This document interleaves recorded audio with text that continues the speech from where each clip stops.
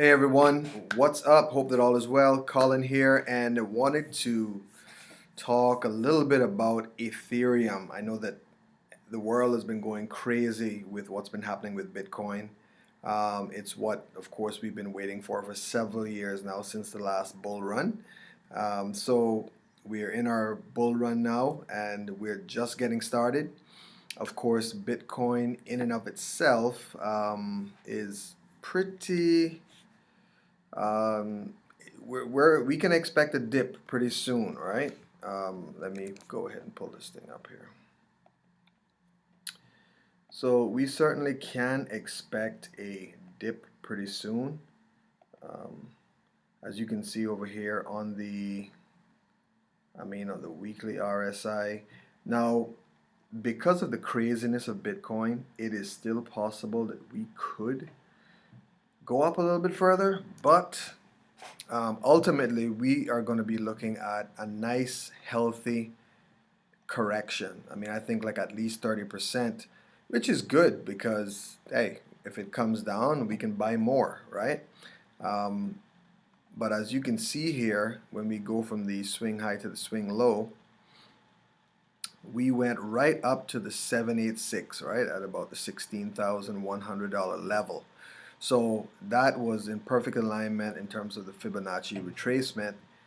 And like I said, we're really just getting started with this. But of course, Bitcoin always goes on its cycles, and then after it kind of starts to cool down, then the altcoins start to take over a little bit. So we're on the brink of our altcoin cycle as well, and we know that whenever Bitcoin goes ballistic, the altcoins go even more ballistic, right? So brace yourselves for that. I know all of the altcoin holders are certainly ready for that. But of course, like I said today, I wanted to talk about Ethereum because now that Bitcoin is really, we go down to the smaller time frames here. This is always a very strong sign that it's going to go up more. Of course, it did this with this candle where it went from 15,100 down to 14,000 and then pushed right back up and continued its move. The 200 MA is at 12,500 right now. So a correction is due. We see that we're starting to run out of a little bit of steam. We may go up one more time and retest the $16,000 level. If it gets absolutely ridiculous, we might even go up to 17,000. But we can expect a healthy correction because if I go over here to the monthly, let me get some of this stuff out of the way.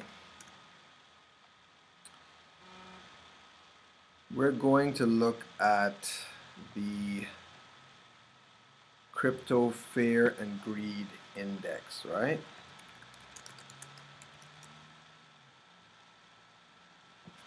Because this is, once again, you can say you believe in it or you don't, but the facts don't lie. This chart has been pretty accurate. Let's see what happens. Right now, as you can see, the market, the sentiment right now is extreme greed. And anytime there's extreme greed, guys, you can expect a cool down. There's going to be a sell-off, okay? Whenever we're in fear or extreme fear, that's usually the best time to buy, right? Even Warren Buffett said, buy when everybody else is selling, right? And when everybody's buying, that's the time for you to sell. So we're at 90 right now, which is extreme greed, guys. Now let's take a look back in history and let's see what happens every time we got somewhere around this level, right? So let's look up here. We got to, what's this?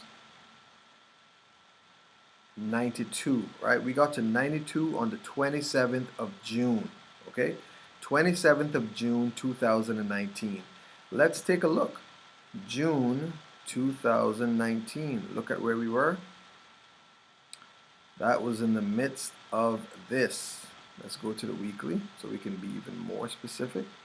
Let's look at this, guys. Look at this, 24th, right? The week of June 24th.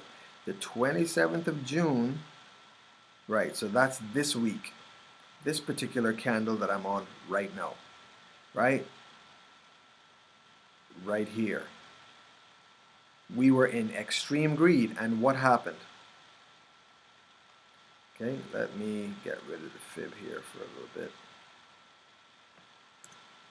Let's take a look at what happened. This is the week of when we were in extreme greed, and we had a major sell-off, guys. Let's see. Let's take a measured move here. Before we turned back, let's see, before we started another kind of run up, which was about here. Okay. Wow. 140 days, and we dropped about 53%. Okay, this is what happened when we were in extreme greed. We dropped about 53%. Okay, that was, let's see, that was when we were here. Okay, and let's look at what happened when there was extreme fear. The 23rd of August 2019. Okay, 23rd, 25th of August 2019. Let's go back to the Bitcoin chart. Okay, let's go ahead and get rid of that. Now, let's go to August 2019. What do you know? Let's see.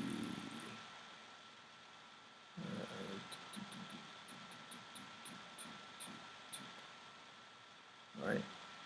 August, right? This was that week when there was extreme fear, and what happened? We actually went on a rally, a small rally, from 9,000 back up to 10,000. Wasn't that big. Let's go back to the Fear and Greed Index. When was the last time, again, we were in extreme greed? Look at this. 63, 15th of February. We started to get a little bit greedy on the 15th of February 2020. And where are we? February 2020. Extreme greed. Look at what happened.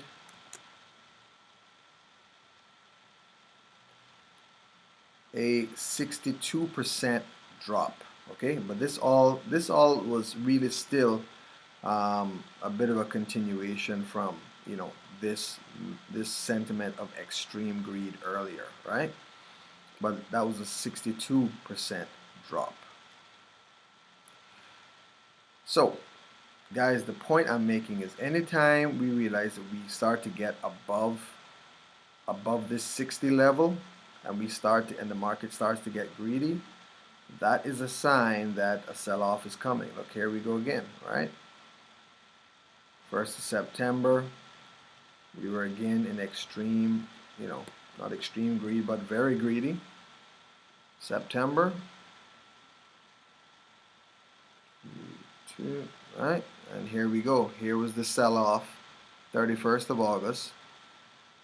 The sell-off in September, right? And we went down from 11,800 to 9,900. So notice the pattern, guys. Every time this Fear and Greed Index, anytime we get really high in the greedy area, there's normally a huge sell-off. So right now, look at where we are, 90. There's only one other time, and this is maxed out here, you see? So this chart has only really existed since February 2018. So we're talking about nearly 2019, 2020, nearly 3 years of data. Okay, nearly 3 years of data here. That whenever and this is only the second time we've gotten this high, guys. Only the second time. The last time that happened, we ended up going down by like 60%. Here we are again. So there's going to be a drop coming. I'm not sure how big that drop will be. We are in a bull market though, and we're getting ready to go on the biggest um, bull market we've ever seen in our history. I have no doubt about that. It would be great to see Bitcoin come down here, and we'll probably get a bounce here at the $14,000 level, because the $14,000 level was extreme resistance, right? We had a big push down here in January. We stayed there from January 2018. We came back, retested it about a year and a half later, and it pushed us down again by 60%. And now that we've finally broken through that, what used to be resistance, right? You know the rule, what used to be resistance now becomes support, right? So, we're really looking for, who knows? With the craziness, you can't ever count Bitcoin out. We've learned that. We're not sure how much higher this thing is going to climb, but rest assured there will be a pretty good sell-off as a healthy correction, a little bit of consolidation before we really start to take off to our all-time highs. But while Bitcoin is doing that, Ethereum is looking very, very healthy. So we've crossed a couple of psychological levels here. One is this level. That's what I love about zooming out. When you zoom out, you can see pictures. You can see the picture a lot more clearly. So we see that right here around 360, right? Around 360, that was a major resistance area, right? It gave us support here, and after we broke down through it, 13th of August 2018, we didn't come back up to retest it until almost a year later. Got rejected. It sent us flying down from 350 all the way down to 121. I mean, almost 66%, right? And then we came back up to retest it again, fell back down. And then this time when we finally broke through it, now guess what? We've now formed support on there. So this is extremely healthy for Ethereum to start a move up. I mean, in terms of looking at the vitals here, wow. The RSI, it's not too bad. We're starting to get into overbought territory here, but there's still a lot more room to go, especially when you're in a bull run. The stochastic RSI, very healthy. It came and cooled down. And on the MACD as well, there's some consolidation. We're starting to see the histogram open up a little bit down there. But on the daily, especially, very, very healthy. Very healthy. I mean, if I was a doctor and this was my patient, I would say your vital signs look great. Look at the monthly. Again, this is a very healthy looking chart, guys, especially when we realize right now we are at a critical point. We are at a critical point right now where we are with for the $440, $450 level. And guys, if we break through this, our next stop, we're looking at about $580 for Ethereum. And then after that, we're looking at around $700 to $800, that level. So this is, but this is a very healthy chart. This is very healthy for Ethereum. So I'm expecting some really good things here. I'm in an Ethereum position right now as well. And so looking for some gains right here. I'm expecting actually some bigger gains for Ethereum in the immediate short term. I say over the next several months, maybe by the end of the year. I'm expecting actually bigger returns on Ethereum than Bitcoin, but we'll see. It happened during the last bull run, right? We'll see. We'll see. Ethereum is still it's still down almost 66%, is almost 60% from its all-time high in the past. Bitcoin is very, very close to its all-time high. So Ethereum actually still has loads and loads of room to grow. So guys, I just wanted to say look out for Ethereum. I think it is looking very, very healthy. I like what I see in terms of on the monthly chart, the weekly chart.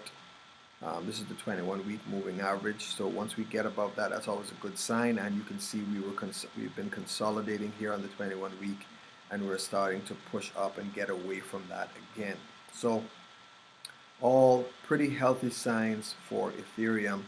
I would not be surprised, for us to definitely get back to this 740 to $800 level for Ethereum. Once again, do your own research. These are just my opinions, but I like what I see. So I just thought I'd share that with you guys. Okay? Take care, everybody.